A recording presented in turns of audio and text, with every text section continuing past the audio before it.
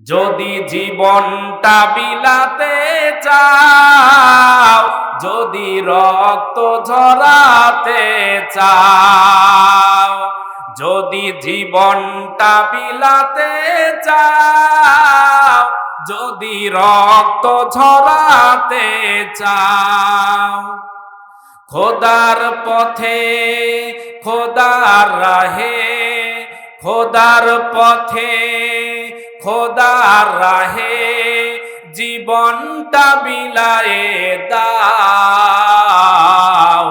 যদি রক্ত ঝরাতে চাও।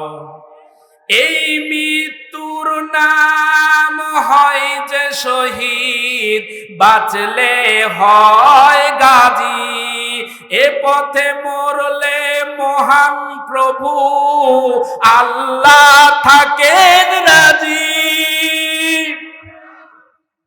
যে পথে মৃত্যুবরণ করলে আল্লাহ রাজি হয়, ওই পথে মৃত্যুবরণ করা দরকার আছে না নাই? এই পথেই সফলতা। এই মৃত্যুর নাম হয় যে শহীদ, বাঁচলে হয় গাজী, এ পথে মরলে মহান প্রভু আল্লাহ থাকেন রাজি। এই জীবনের বিনিময়ে, এই জীবনের বিনিময়ে জান্নাত ক্রয় করে নাও, যদি জীবনটা বিলাতে চাও, যদি রক্ত ঝরাতে চাও। খোদার পথে, খোদার রাহে, খোদার পথে, খোদার রাহে জীবনটা বিলায়ে দাও, যদি রক্ত ঝরাতে চাও। লিল্লাহে তাকবীর, নারায়ে তাকবীর, আল কোরআনের আলো, লিল্লাহে তাকবীর। আসুন আজকে মূল আলোচনার দিকে যাই। আমি তেলাওয়াত করেছি আপনাদের সামনে সূরাতুল বাকারা। কোন সূরা বলেন তো? সূরা বাকারা দ্বিতীয় নাম্বার সূরা, দ্বিতীয় নাম্বার পারার 153 নাম্বার আয়াতে কারিমা। মোট আয়াত আছে এখানে 286টি, রুকু আছে 40টি। সূরাটি মাদানী সূরা। কোন সূরা? মাদানী সূরা। একটু তাফসীর আকারে কথা বলার চেষ্টা করব, যদি মহাব্বত নিয়ে শোনার চেষ্টা করেন আল্লাহ পাক কোরআনের নূর আমাদের সবার জবানে দান করবেন। সকলেই বলি আল্লাহুম্মা আমিন।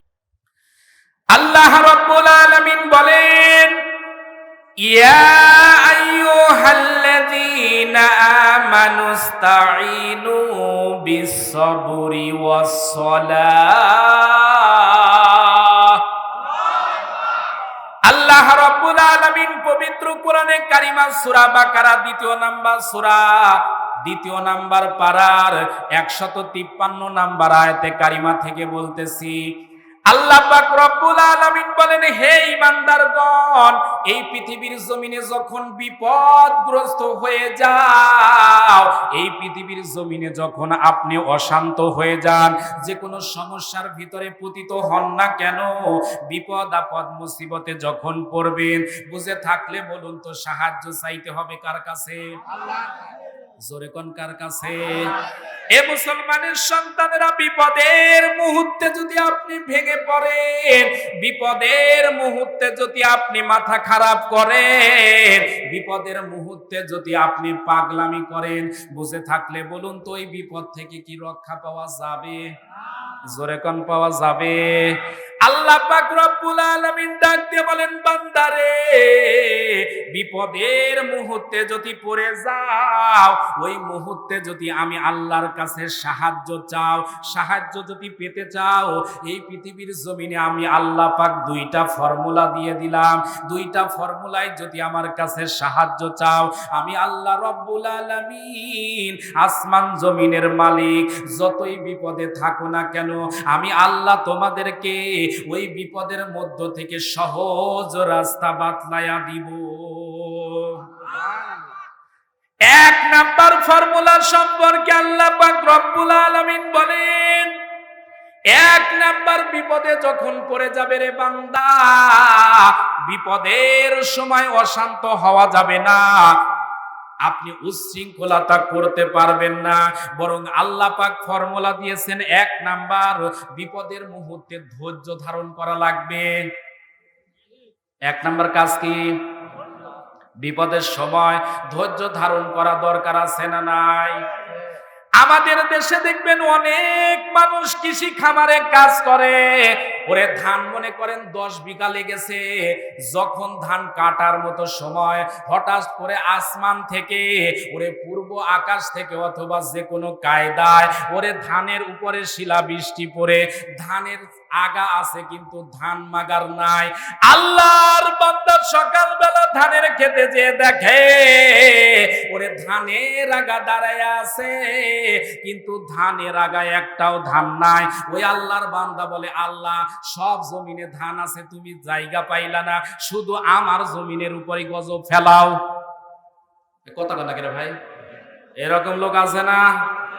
বলে, আল্লাহ তোমার কি আক্কিল জ্ঞান নাই, আমার জমিনের উপরই ঠাটা ফেলানো লাগবে। কথা কথা কে ভাই? এরকম বেয়াদব আছে না নাই? আরে পাগল, যে আল্লাহ পাক তোরে ধান দিয়েছে ওই আল্লাহ নিয়ে গেছে, এখন ধৈর্য ধারণ কর, ওই আল্লাহ তোরে আবার জমিনে ধান ফিরায় দিবে। সুবহানাল্লাহ। বাড়ি গিয়ে কেমন? আর একটু জোরে কর।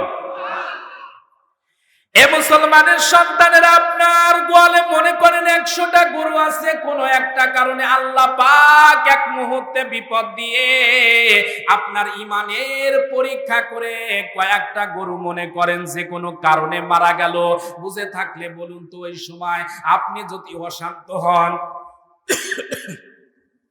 ওই সময় যদি আপনি ভেঙে পড়েন, বলেন তো কোনো লাভ আছে? বরং ওই সময় যদি আপনি শান্ত হয়ে আমার আল্লাহর প্রতি যদি ধৈর্য ধারণ করতে পারেন, আল্লাহ পাক রব্বুল আলামিন বলেন, ইন্নাল্লাহা মা'আস সাবিরিন। আল্লাহ রাব্বুল আলামিন বলেন, বান্দারে বিপদে আপদে সকল অবস্থায় যদি বান্দা তুই আমার উপর ধৈর্য ধারণ করতে পারিস, জেনে রাখো, শুনে রাখো, আমি আল্লাহ তোর সাথে আছি। তাহলে বিপদের মুহূর্তে ধৈর্য ধারণ করা দরকার আছে না নাই? এ মুসলমানের সন্তানেরা, কথাগুলো একটু হৃদয়ের কান দিয়ে শুনবেন। এই পৃথিবীর জমিনে যে যত ভালো ছাত্র, বুঝে থাকলে বলুন তো তার জীবনে পরীক্ষা কম না বেশি? কি কোনো সমস্যা আপনাদের হচ্ছে?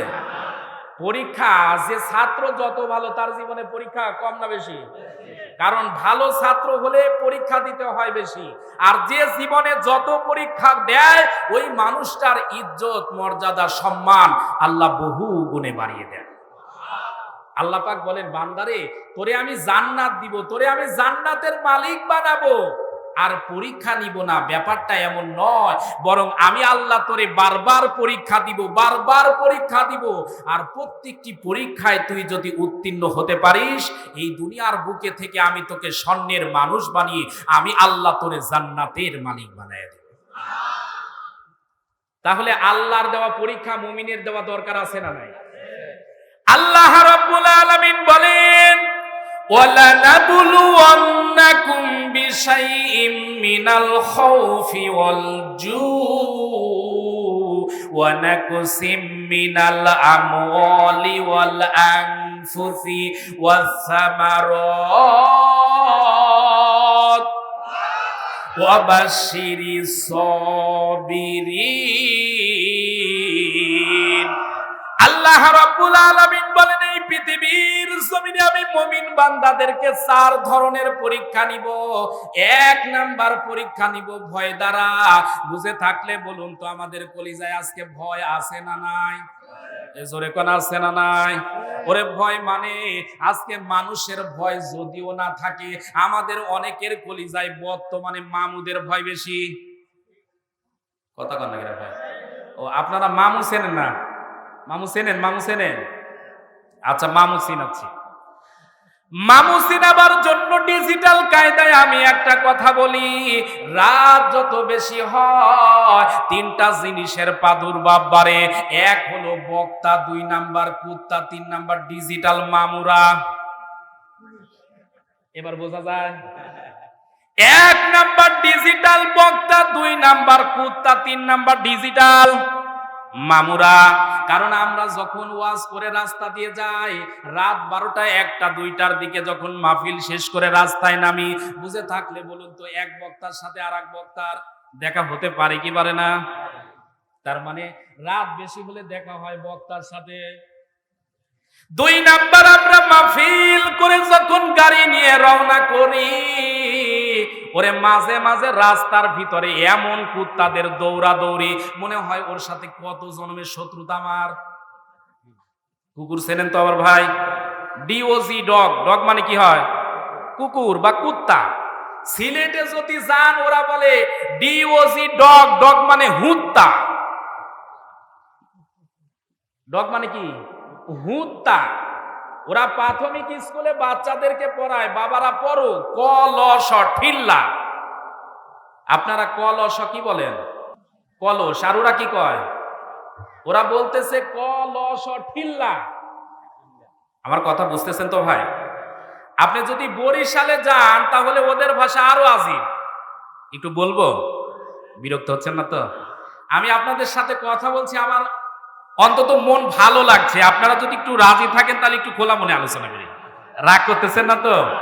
বরিশালে যদি যাই মাহফিল করতে, ওরা বলে মোরে 15 টাকার কাজ করলাম, 10 টাকা দিলা, আর 5 টাকা দিবা না মোর লগে ঠাপা ঠাপি বাদাইবা মনু। কথা বোঝা যায়?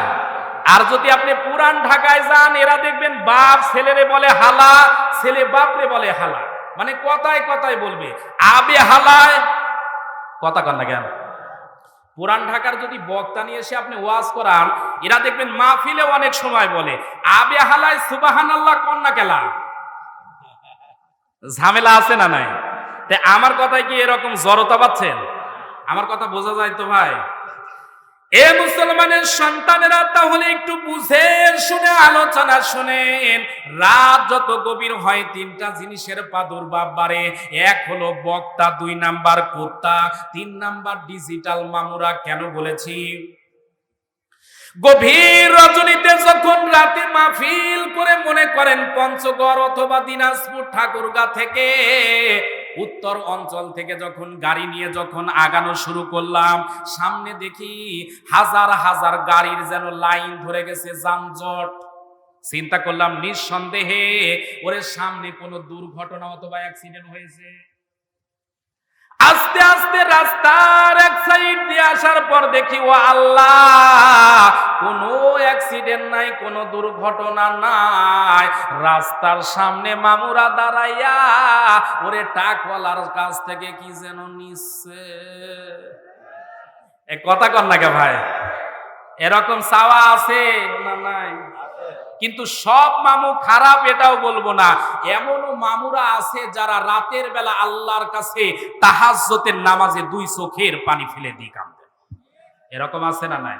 বাংলাদেশের পুলিশ বাহিনী এখনো ভালো আছে জন্য, বাংলাদেশের সেনাবাহিনী এখনো ভালো আছে জন্য, বাংলাদেশের ভিতরে হাজারো মানুষ এখনো ভালো আছে জন্য আমরা নির্বিঘ্নে এখনো বাংলাদেশে ভালো আছি। কথা ঠিক না ভুল? কিন্তু কিছু কুলাঙ্গারের খারাপের কারণে বাংলাদেশে আজকে গজব আসার পরিস্থিতি তৈরি হয়ে গেছে।